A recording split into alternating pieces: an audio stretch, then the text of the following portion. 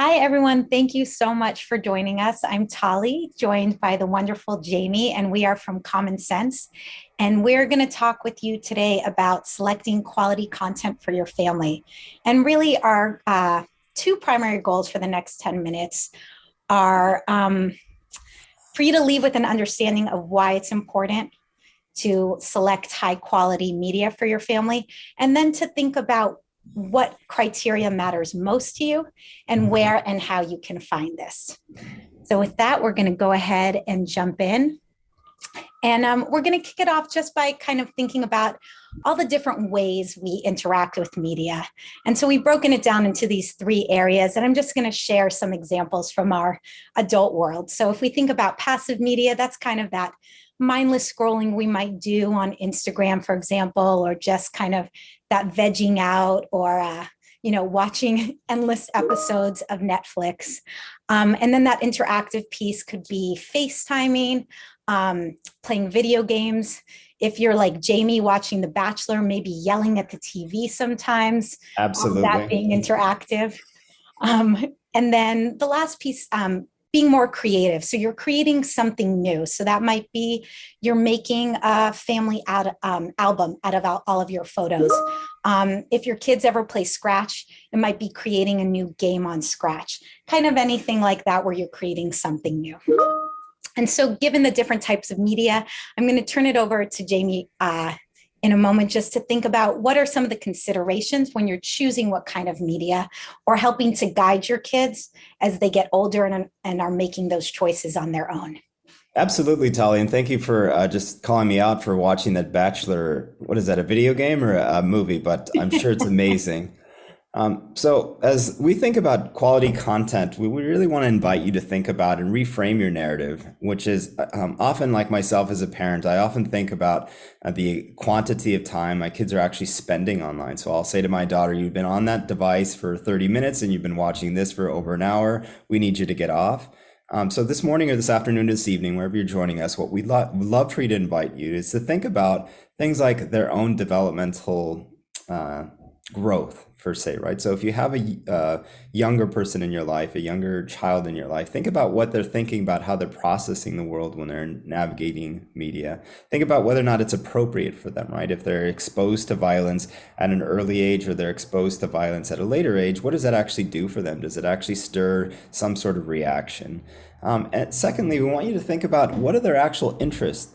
Does your child actually like dinosaurs or do they like playing in the mud? What does that look like? Because when you can hook a child to media that resonates with them, whether it's The Bachelor or whether it's engaging in whatever interest that they might have, you really can start to pull from that content to have offline conversations.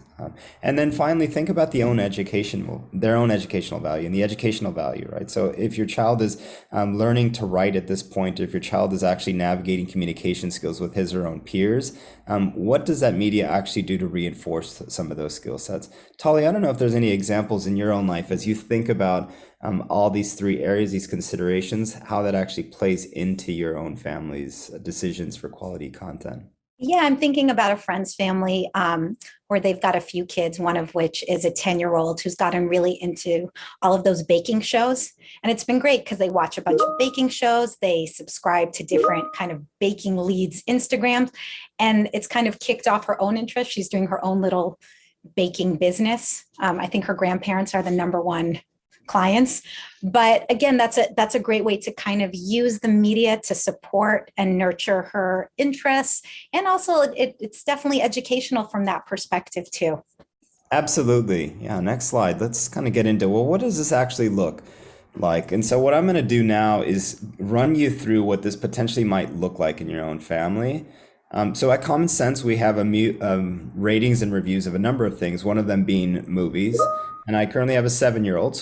And there's a popular film through Disney at the moment called Encanto. And so what we're going to do is assume that we are looking for quality content and quality sort of aspects from this particular film. What are the things that we should be looking at? And at Common Sense, we have a number of things in which we rate and review these films. There's a number of criteria in which we use. So I sort of, as I click on this particular film link, what I'm looking for are messages for my child that reinforce positivity. That's a value in our own family that we really like. And so one of the things that I might look at is the corner here where it says positive role models. And I might see to what extent does this film actually reinforce those values for our own family. I might actually also look at the diverse representation of the characters of the film, of the plot, and might consider whether or not that actually is aligning to my own values or my own connections with my own family. Tali, as you think about sort of in this film in Kanto, what would be some of the things you might be looking at to ensure that there's quality content coming out? Yeah, I'm definitely looking at diverse representations. I really want my kids to see positive representations racially, ethnically. And I also, right now, given their age, they're particularly nervous about violence and scariness. So I'm looking there. And if I clicked on violence and scariness, it would really break down exactly which parts are scary in a really detailed way. So I could make an informed decision. I was talking with our colleague Sue, and she was like, yeah, she has teenagers now. She was like, violence and scariness, not something I'm thinking about, but maybe looking more at drinking, drugs, and smoking, as I know my kids are getting their cues about what's okay and what's not from the media around them. So this might evolve too, depending on your kids' age, their interests, kind of where they're at as well. Absolutely right. Yeah. And Jamie, we also have, of course, ratings and reviews on every type of media, including social media apps. So here's just an example from TikTok. We also have YouTube channels, video games, websites, apps, books, and you can find all the same information on all of them. And then if you are anything like me, one of your favorite places to go is the common sense selections. So just taking a step back, if I have a specific title that I'm looking for, like Encanto before, I often will just type into the computer, Encanto Common Sense Media Review, and I'll look at it there. But if I want to be a little bit more proactive, for example, we have weekly family movie nights, and I want to come in with some great selections. I want to find movies that I know are going to be really high quality. I'm going to come to Common Sense Selections because I know they've already been vetted. And again, I'm going to bring up Sue with this, Jamie. I'm thinking about how she would use the Common Sense Selections to find a lot of great video games that she would just put on her kids' iPads so that they would just start playing them. And I guess I kind of think about it in terms of food choices too. If I just say to my kids, hey, are you hungry? What do you want to eat? They're going to tell me a lot of things that I probably don't want to feed them and aren't going to nurture them in the ways that I want. But if I just have out on the table, whether it's the vegetables, the healthier snacks, they'll eat that, fill up on that, and that'll kind of fill them in that way. And I think about that in terms of some of our media choices as well and how to guide them. What are your thoughts, Jamie? Yeah, absolutely right, Tali. I think, if you're on the call today or if you're joining us and you're thinking, yeah, I'm really overwhelmed, where do I start? I think the Common Sense Selection, this repository of videos and apps and TV shows would be a really great start for you to start engaging in quality content. Yeah, in terms of food, yeah, I certainly need to take Sue's advice. So she's on point. Yeah. Well, that's great. Well, thank you all so much for joining us today. And we invite you to check out our other video series. We have a session talking about family media agreements and how to find balance, and we'll have ones about social media as well. So thank you so much. Thank you all. And now we're happy to take questions. I'm going to stop sharing my screen. I'm going to keep the recording going, but for those of you who are joining, we're not going to have the Q&A up on sign up for our newsletter. That's right. Thank you, Lisa. Please sign up for our newsletter as well. That's another great way to stay involved. And I also just have to apologize to everyone. All the background, I had no idea all the different things I had open that are clicking away. But yes, let's take a look at what our sounds good. It's like a DJ. You're like a mixtape on your background there, Tali. It sounds really great. So let's get pretty honest though, Anne or Christelle or Carla or anyone else on the call. What are some of the things you're grappling with? Some of the questions you have as it relates to engaging with your child or engaging with your kids around quality content. Feel free to ask it on the chat without calling anyone out, but love to take any questions at this point. I guess I had a question for you all. This is something that that we've been dealing with in our household. Like when my kids were younger, it was easy for me to just like picking out their clothes. It was easy for me to just like dress them, or easy for me to just like give them books or say, we're going to watch this movie or we're going to watch this video game. And as they get older, it's just much harder for me to make those suggestions, and they are much more resistant to that. And I just wanted to know like what your strategies were, or anybody else, what your strategies are for like not, I don't know, for avoiding some of that resistance, because that's something that I get all the time. I have my own strategies, but I just want to know if anybody else had any. One of the things I really value about your parenting style, Sue, without kind of getting into your family's house is or household, is I love the fact that you first and foremost value your kid's interest. So whether it's like your child playing records or your child skateboarding, like you really bring that out. So I would sort of encourage anyone on the call to think about how you actually take inventory of all the unique changes in your child as they age, through their ages and stages. You know, as they get a little older, that their need to want to resist or challenge is very real for them. So not how to validate that experience, and then align to what we think is appropriate, right? What are some of the skate videos that are actually coming out that you think teeter on that border of challenging sort of the norms in the household, and yet can sort of still instill conversations, I think, within the house? That's the one thing that I continue to grapple with, but that's one area that I think would be helpful. Just like always have it front and center, you know, the understanding the constant shifts that are actually taking place. That's a great question, though. Tali, any thoughts on that? Well, I'm just sharing that Lisa also had put in the chat, that, something that she's found helpful is asking her kids what their friends are watching, and that can be a way to start a conversation too, and what their thoughts are and what they've liked or haven't liked too.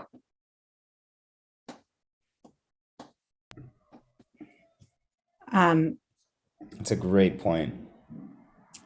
And sorry, I'm just popping in because I don't know who can see the chat, but I think you're right, Tali. I'm posting to host and panelists and instead of to everyone. So if you have a question and you'd like everybody to see it, and if you have an answer and you'd like everybody to see it, it'd be super helpful if you posted it to everyone. I need to remind myself too. I'm terrible about this. And then Jamie, wonderful Lisa Solomon. Did you see the wonderful Lisa Solomon's question? If my kids stumble into inappropriate content, how to best handle how do we actually best handle that, and what are the best ways? What do you have any initial thoughts on that, Jamie? Jeez, I mean, I can go on and on about all the sort of therapy that I need from my dad just removing and yanking the VCR when I was a kid when we saw inappropriate content, but that's certainly not good advice at this point. But first is validate the fact that it actually is going to exist, right? We don't really know oftentimes like the things that might happen in any given show, or things that might sort of take us or how digital media might sort of turn. So what I would sort of look at is to think about what your nonverbals look like first. Like, is it frantic? Is it sort of like, do you feel in shock? I think most of the time kids will look to their parents or their family to see what their own reaction is. And then I think if something makes you feel really uncomfortable, actually, it is okay to pause it and say, this is what we just saw, and let's talk about it at this point. Now, if you have tweens or teens, they're going to be like, no, of course I'm not going to talk about this nude image or something that's inappropriate with you, mom or dad or auntie or grandma. But now is a really great time to actually have that dialogue, right? That actually made me feel really uncomfortable, that rape scene, or that scene that depicted women in a certain way or men in a certain way. I don't like that. How do you actually feel about it? Those conversations actually help a child navigate those spaces when they themselves feel uncomfortable. So those are my tips. I think also I really appreciate hearing what you're saying. And I think sometimes also being proactive about it and just saying like, hey, I think following up on what you're saying, Jamie, sharing our own kind of experiences. And like, I've said this to my kids, like, yeah, I stumbled on a link yesterday that took me to some images that made me so uncomfortable. And I had to close my screen. And, I think really trying to remove any shame and saying like, hey, if you ever see something that makes you uncomfortable, please come and talk to me. That's something that I struggle with. I talk to my friends about, and like, let's practice a little, because it can be hard sometimes to turn away. But, maybe similar to how we might turn away from scary movies or lower the volume, or practicing that closing. And then I think the other piece is sometimes kids are seeking information. They're curious. It makes sense, especially as they're getting older. I'm thinking specifically about sex. And so we want to make sure that the stuff they're searching for, that they're finding the higher quality or more informational or educational content, versus misogynistic porn, for example. So maybe, again, having those proactive conversations or talking again about, here are some great resources. We shared yesterday in the chat a link to Amaze. This was specifically as it relates to porn. If someone from yesterday could share in the chat, that would be great. That was a helpful link for healthy conversations with kids about sex and about porn. Yeah. Oh, perfect. Thank you, Christelle. Anyone else have any other questions or comments? And you can feel free to share in the chat too, things that have worked for you. All of us are sharing the pornography link. There you go. It's thank you all for having that right at the tip of your fingers. Clearly, many of us are using. I just was about ready to put in mine. Yeah, that's good. Yeah, I think what I always struggle with in terms of when my kids got older, I think having quality media around and helping my kids just being thoughtful about the kinds of media that they're consuming and about having the conversation about what it is that they're seeing is something that it's not just about giving them the media, but it's about how to have that conversation so that they're thinking about what it is that they're consuming, because I'm not always going to be around to feed them that quality media. So how do they make good choices, and how do we have those conversations about the kind of content that they're seeing is also something that I try to think about too. Those are great points. Thanks, Sue. Anyone else have any questions or things that come up for them, or Jamie, anything that you've been grappling with? No, I just want to go back to maybe Lisa's question a second ago about I don't know if this is a question or comment, Lisa, but I really appreciate it. How to sort of co-engage. Maybe it's just a comment about how do you actually co-engage and co-connect with that space? No, let me just kind of hit home for you. Just a quick story. Was it yesterday or the day before? Encanto, the review that we just saw that we shared this morning. My child was very interested in singing. She partakes in a chorus class once a week. And so she said, I want to sing this song. Can we look at some examples of really good music or how others are singing the song? So we went to YouTube, great quality content there. Sort of have to admit that mistake. But so we went there and we looked at some of the YouTube shorts pertaining to this particular song. And so we saw a number of them. And then on the third clip that we saw of these short sort of clips, the woman on the video started using the B word. And so my daughter began sort of repeating that oh, are they saying beach? And I'm like, yeah, sweetheart, they're saying beach. They're definitely saying beach. I don't know if that's part of Encanto, but maybe this is a Caribbean or a coastal version. So humor aside, though, I think I was confronted with, how do I actually address language that I don't want to introduce my child to at this point? And how do I acknowledge that actually existed in that particular space? And so we took a moment to actually just say, no, this is the word that they were using, and this is what it actually means. And this is why Mom and I actually don't like, or we are against this word, because this is what it's doing. So this is the word that we're using instead. And it was a really kind of a learning moment, and it was an awkward moment. And it was a moment that I certainly didn't want to expose my child to at that age. But I also know that that she is equipped to know our stance and an alternative when she's confronted with that particular word, something else that she can say when she is engaging in that space. So sometimes these things happen randomly, and I think it's very real and honest. So I love that you shared that example. And I think about you often, Jamie, with embracing the awkwardness, but what a great way to model how you have a conversation about something that's uncomfortable and you share your own perspective too. Yeah, quick, simple, and you reinforce kind of what your stances are on things. So.